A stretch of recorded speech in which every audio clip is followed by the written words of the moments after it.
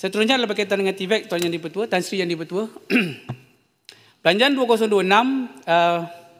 mengangkakan 7.9 bilion peruntukan untuk TVET.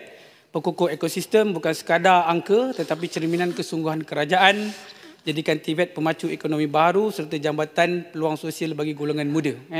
Namun kita juga perlu bersikap realistik dan berhati-hati. Pengalaman lalu menunjukkan bahawa sebahagian besar peruntukan TVET yang sering tersekat, dek birokrasi, pengurusan dana yang tidak cekap mengganggu proses pendidikan ini. Jadi Tenggara menyeru 650 juta yang diperuntukkan kepada Perbadanan Tambung Pembangunan Kemahiran PTPK digunakan sepenuhnya bagi pinjaman latihan kemahiran, bukan diserap untuk program bersifat promosi atau geran jangka pendek. Hanya dengan cara ini, akses latihan benar-benar sampai kepada belia yang memerlukan. Dalam masa sama, 3 bilion melalui HRD Corp dan 45 juta melalui Majlis TVET Negara wajar dilihat sebagai langkah progresif ke arah TVET moden, berteraskan teknologi tinggi digital, artificial intelligence dan peralihan tenaga.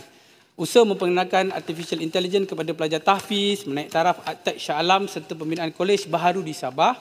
Bukti TVET kini bergerak ke arah inklusif dan berimpak nasional. Kita harus skeptikal terhadap ketirisan tetapi perlu progresif dalam pelaksanaan. TVET bukan medan percubaan tetapi pelaburan strategik masa depan negara. Biarlah belanjawan 2026 menjadi bukti bahawa setiap sen yang dibelanjakan menghasilkan satu belia berkemahiran. Satu keluarga keluar daripada kemiskinan, satu bangsa menuju keunggulan Malaysia Madani.